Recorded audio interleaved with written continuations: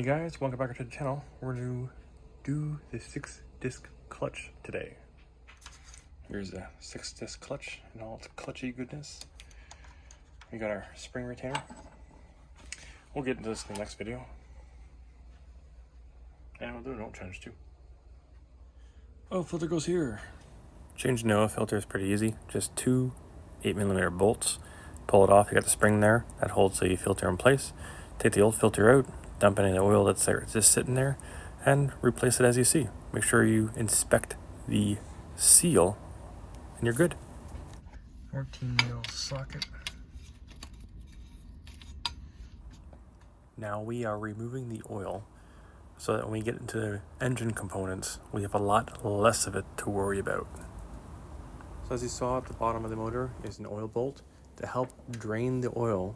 If you remove the fill cap, the oil will then be able to flow out from the motor. It's only a liter, much more easier. Keep in mind, you don't have to change the oil or empty out the oil to do the 6-disc clutch upgrade. I just did the oil change so that when I go to do the next part of this, I won't have as much oil in the motor and it'll be much easier. You can also keep the oil in it, change your clutch to the 6-disc, and when you tip the bike back up, all the oil goes into place. So as you can see, we just got the side cover off, got the bearing. This is the old one, this is the new one.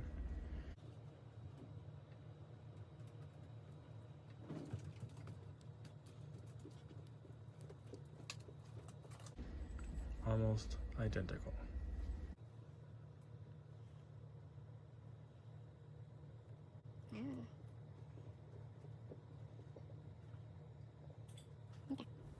So that one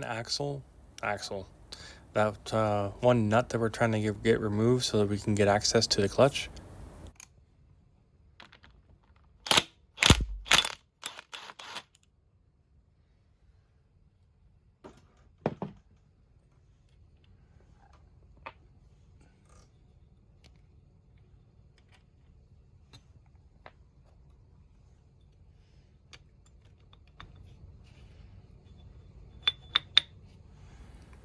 We're going to keep the clutch basket in place, but we're going to remove the top and bottom plates that sandwich the clutch together. As you can see, there's a little discoloration, there's a lot of debris, and the clutch itself looks a lot thinner than it would otherwise. Again, we can see a little bit of discoloration. That's obviously due to heat, and I put the clutch back in just to take it back out again, just to kind of see how it feels. And it doesn't feel bad, so that means it was free when it was inside the motor and it wasn't binding up. However, we're going to take a look at the clutch discs themselves and see if we can find any major issues other than like overheating and wear and tear. And there is a lot of clutch material, so someone was having fun, that's for sure. Now we're going to go again by disc, so we can just take a look at everything. And you can see the discoloration due to heat, and that's to be expected. And there's a lot of clutch material. So whether it was not adjusted properly, highly doubt that, or it was just worn out, definitely that. Now we can see the upper and lower plates that sandwich the clutch together. And you can see how glossy it is. You can see how much material has worn away from it. And that in itself is pretty daggone intense.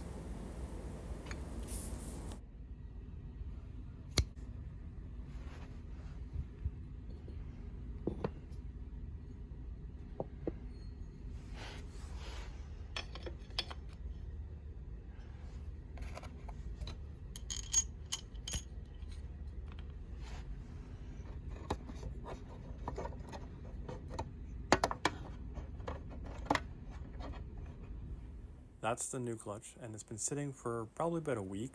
You only need a couple hours to let it sit, and when you want to reinstall it, or install it rather, that way for the first use of it, it's not going to be a dry clutch. You want it to be 100% wet clutch.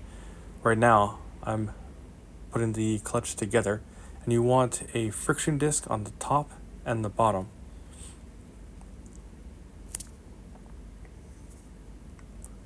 Once you have your discs all together, then you can drop the clutch into the clutch basket, and that's when it becomes part of the motorcycle.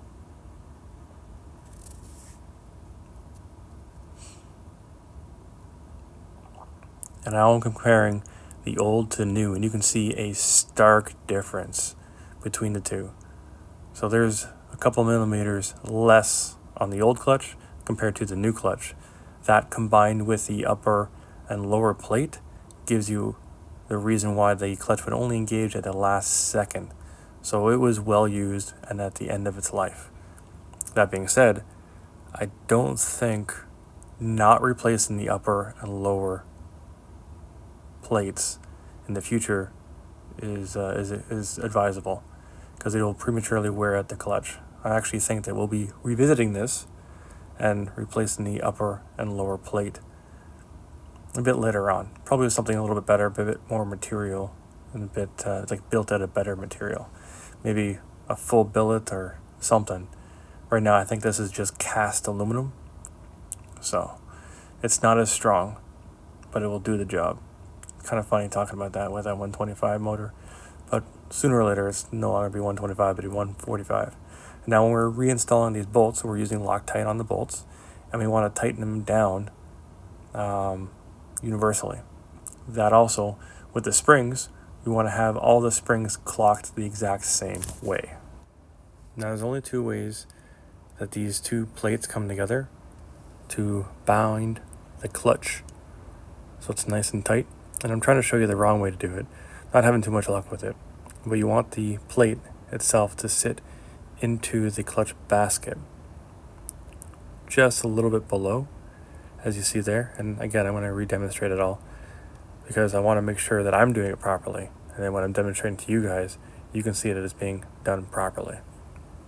Now if you have it just above the clutch basket, it's wrong. When it looks like this, it's right.